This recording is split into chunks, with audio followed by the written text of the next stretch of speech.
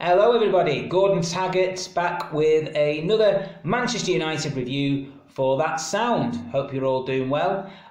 Manchester United have beaten Huddersfield Town 2-0 and we are into the FA Cup quarter-final. Come on. It always seems when I get the time to do these reviews, I always seem to be doing it after a win. I guarantee it's not intentional, it's just when I get the time to do it, especially on a lovely Sunday like today. So, a good 2-0 win for Manchester United yesterday. Wasn't a fantastic performance. Seemed to be sort of reiterating that throughout the season, but we got the win.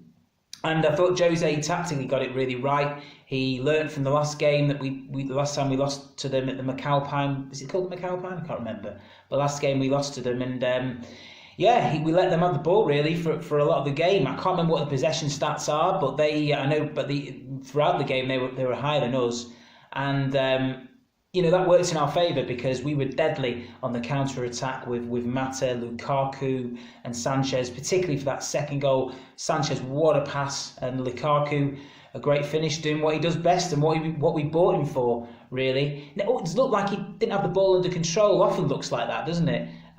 Maybe he doesn't. I know people give him a lot of crap about his first touch and everything, but with his strength, he managed to hold them off and stick it away. Good and a great goal for his the first one as well. So, I'm glad to see him getting to 20 now. People have criticised him all season, but really, he's bagging the goals. So, I can't ask much more than that. I thought midfield-wise, we were a bit overrun at times, but I quite liked having McTominay in there. I think he's settling in now. He's a tidy player, and I understand why people compare him to Darren Fletcher. He's got that same sort of style. He's comfortable on the ball. He's tidy.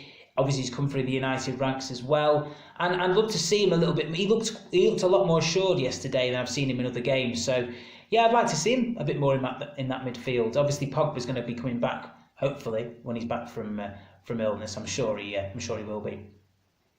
And defensively, I thought we looked all right. I thought we looked pretty resolute. Obviously, we had a lot of that defence had a lot of cover yesterday. Chris Smalling looked good, I thought, and I've been his biggest critic this year. But he had a good game yesterday. Always the question mark is whether he can do it in the big moments, in the big games, and also when you're covered with, you've got a lot of support back in defence. How do you rate your defensive performance in terms of individually when he was clearing headers out, he was doing well in those situations, but if you think about Smalling, he thrived best under Louis van Gaal, and at that point we all held him in very high regard, and I think that's because Louis van Gaal, we had a lot of possession and we gave the defence a lot of protection. So it could be a similar situation as we had yesterday, but credit's where credit is due. And of course, we had the first VAR decision from what I can remember in a United game, unless I can't remember if we've had it before this season. And it's hard to find the words to describe it, really, isn't it? I mean, okay, his kneecap was offside. I'd say not even a kneecap, half a kneecap was offside yesterday.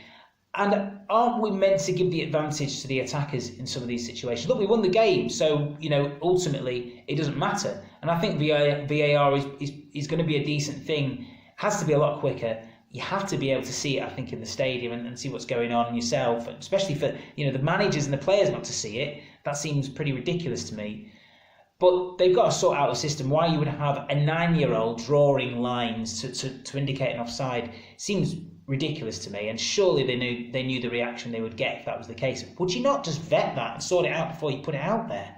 Simple. I don't understand what people are doing in the FA and all this kind of stuff. So that's obviously got a bit of tweaking, and that could have had an effect in the game, because I thought if we'd have gone in 2-0 at half time, probably would have been a lot more comfortable. Maybe got a third and a fourth.